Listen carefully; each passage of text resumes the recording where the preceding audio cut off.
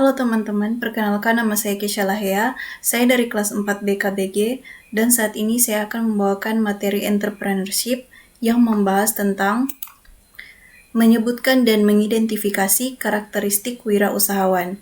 Dosen pengajar yaitu IR Kris Hombokau MT IPM.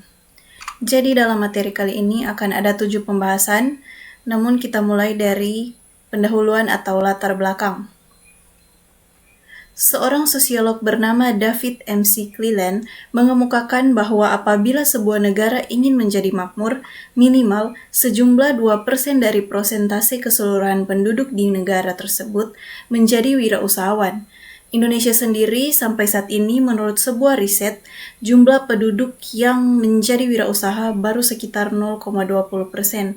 Maka tidaklah mengherankan apabila saat ini kondisi perekonomian Indonesia tertinggal jauh dari negara tetangga yaitu Singapura yang memiliki persentase kewirausahaan atau wirausaha sebesar 7%, Malaysia 5%, Cina 10%, apalagi jika harus dibandingkan dengan negara adidaya Amerika Serikat yang hampir 13% penduduknya menjadi wirausahawan. Kita masuk pada pembahasan yang pertama, yaitu ciri-ciri wirausaha.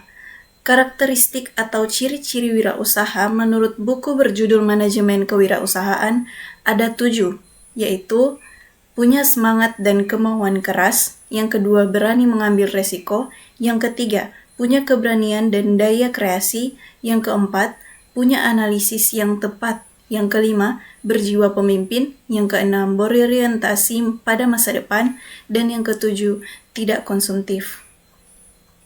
Pembahasan yang kedua, manajemen dan organisasi usaha kecil. Usaha kecil berdasarkan statistik dan peran strategisnya meliputi 1. Jumlah pelaku usaha atau UKM dan UB diperkirakan 39% dari jumlah penduduk Indonesia, kurang lebih 78 juta unit. 99,8% didominasi oleh UKM. Yang kedua, menyerap tenaga kerja sekitar 98%. Yang ketiga, rinciannya, sektor pertanian 62,7%, sektor perdagangan 22,67%, sektor industri 5,7%, sektor jasa 3,9%. Pembahasan yang ketiga, karakteristik wirausaha. Yang pertama, motif berprestasi tinggi. Yang kedua, selalu perspektif seorang wirausahawan. Yang ketiga, memiliki kreativitas tinggi. Yang keempat, memiliki perilaku inovatif tinggi. Yang kelima, selalu komitmen dalam pekerjaan. Yang keenam, mandiri atau tidak ketergantungan. Yang ketujuh, berani menghadapi risiko. Yang kedelapan, selalu mencari peluang esensi. Yang kesembilan, memiliki jiwa kepemimpinan. Dan yang kesepuluh, memiliki kemampuan manajerial. Pembahasan yang keempat, falsafah wirausaha. Adapun hal-hal penting yang merupakan falsafah wirausaha adalah sebagai berikut. Yang pertama, kejarlah target dan tujuan yang relevan dengan kemampuan dan keterampilan yang dimiliki. Yang kedua, siapkan diri untuk menerima berbagai risiko dan berbagai masalah di depannya. Yang ketiga, hasil yang didapat dari usaha maksimal nyatanya sangat penting dibandingkan hasil yang menuntut kesempurnaan. Yang keempat, tanggung jawab dan mengambil ahli pekerjaan dengan baik dan benar merupakan salah satu jenis wirausahawan yang benar dan baik. Yang kelima, dalam membangun usaha, kegagalan bukanlah hambatan. Pembahasan yang kelima, sikap mental wirausaha. Ada serangkaian sikap mental wirausaha yang sudah semestinya dipahami dan dilakukan para pebisnis, di antaranya kecerdasan emosional, percaya diri, keyakinan, tidak anti perubahan, tidak takut gagal, tidak membandingkan dirinya dengan orang lain, bersikap positif, memperkaya ilmu, jujur dan tanggung jawab, tekun dan ulet, konsisten dan pantang menyerah, dan yang terakhir tentunya kreatif. Pembahasan yang keenam, membangun etos kerja.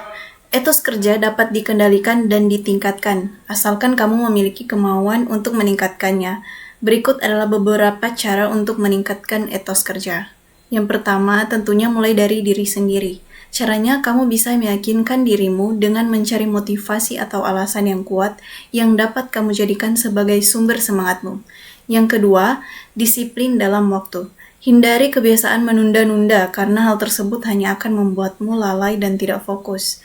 Yang ketiga, memiliki komitmen tinggi. Rasa komitmen yang tinggi akan mempengaruhi rasa tanggung jawabmu untuk menyelesaikan pekerjaanmu. Yang keempat, konsisten dalam melakukan sesuatu.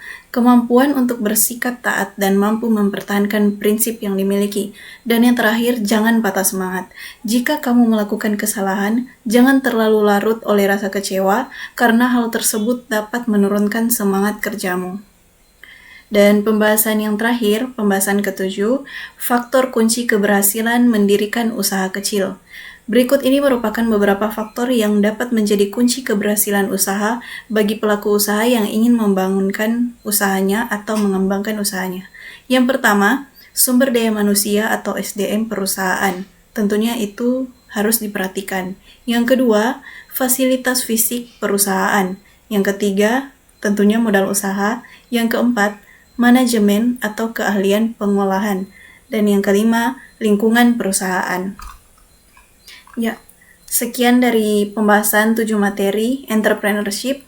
Saya Kisha Lahea, terima kasih.